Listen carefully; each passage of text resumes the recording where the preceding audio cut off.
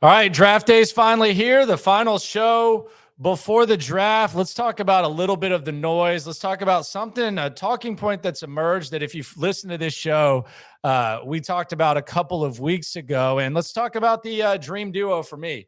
Now that all the dust is settled, we've gathered all the noise. Let's talk about the dream duo in another edition of the Locker Room. Yeah. It's the Locker Room on YouTube. You know what it is. Let's get it. Hey, Locker Room. Yeah, we in the Locker Room. Texas talk. Yeah, you know what we about to do.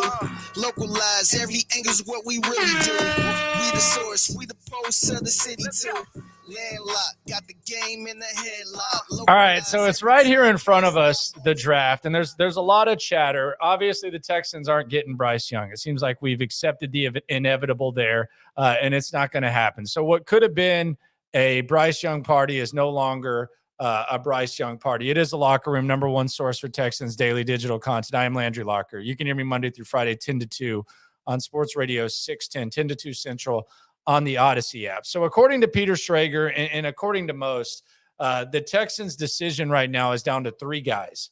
It's down to Tyree Wilson, it's down to Will Anderson, and it's down to CJ Stroud, who a lot of people thought, including myself, was not going to be the pick. This morning, my co-host John Lopez came in, and he all of a sudden thinks that there's a 60% chance the Texans are going to take CJ Stroud. Do with that what you will, but Lopez is predicting CJ Stroud. You've had the Las Vegas odds or not the Las Vegas odds. Bovada took the Texans off the board for a little bit, or their number 2 pick. CJ Stroud emerged as the favorite to be the number 3 overall pick. There's been discussion from Daniel Jeremiah that Tennessee is making calls. They've called Ohio State, and they want a quarterback. And Diana Rossini insists that the Titans do want, in fact, a QB. So we have Lopez pretty confident that Stroud is going to be the Texans pick. 60% is what he put it at. And Peter Schrager believes it's between the two edge guys that we've been talking about and CJ Stroud. And you also have Adam Schefter just stating the obvious, saying that the Texans aren't going to factor in any relationship with David Mulligetta, who's the agent who represents Deshaun Watson, also represents CJ Stroud. Casario said that on our airwaves on Sports Radio 610, I think at least a month ago, damn near 2 months ago. So Adam Schefter's just kind of playing catch up. He also said they may stay at 2. They may trade back from 2. They may trade up from 12. They may trade back from 12. They may pick at 12. So Adam Schefter, when it comes to the Texans at this point, I think he's as lost as all of us, which is kind of the beauty of the draft. Daniel Jeremiah, though, put out an interesting mock draft where he had the Texans getting both Anderson and CJ Stroud, which is a scenario that we talked about here exactly 2 weeks ago. And the logic for why this would happen, it actually makes a lot of sense. And this is what I talked about.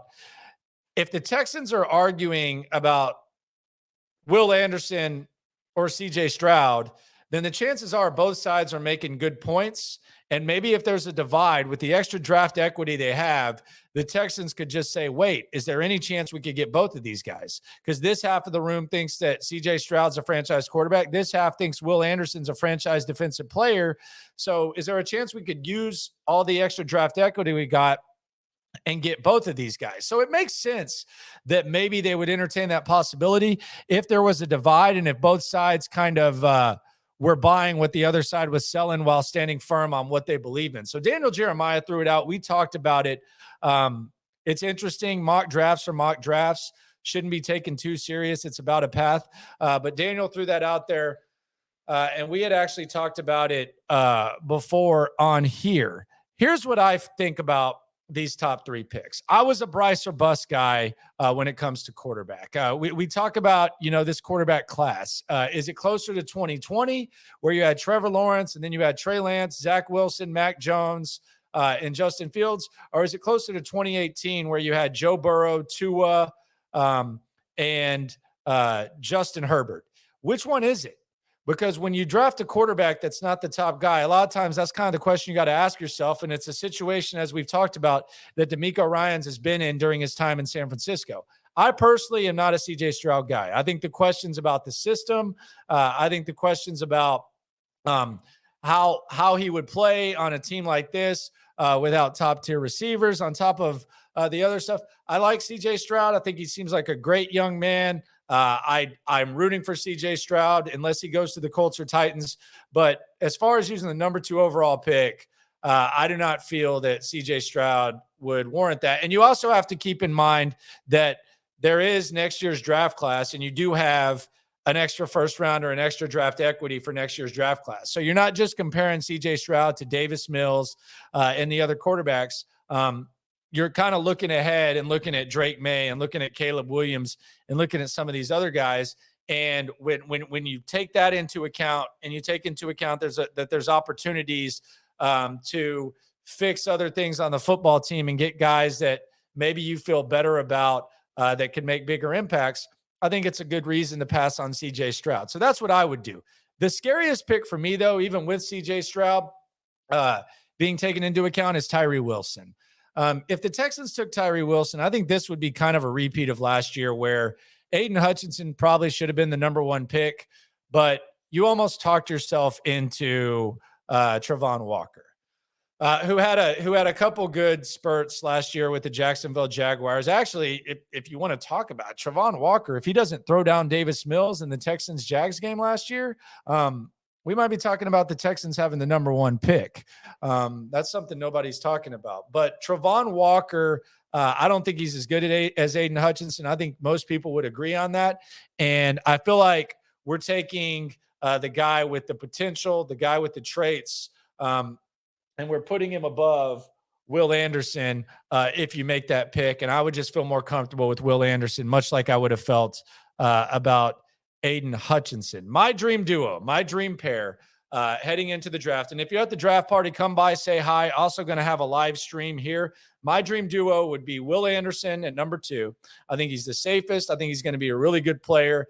I've heard TJ Watt comparisons. If you get TJ Watt number 2 overall, you would definitely take that. So Will Anderson, number 2, Bijan Robinson, number 12. If Bijan Robinson falls to number 12, I think it's a no-brainer. I would also like Jackson Smith and Jigba, but I think Bijan Robinson, I think he's going to be the better player, the more impact player.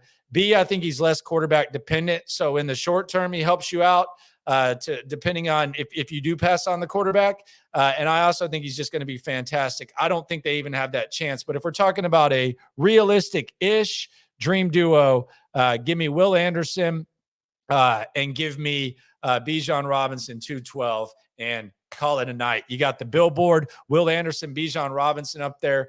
Who says no to that? I think you would be able to sell that. DeMeco Ryans would be able to go up there and say, Nick Bosa and Christian McCaffrey were a big part of what we did last year.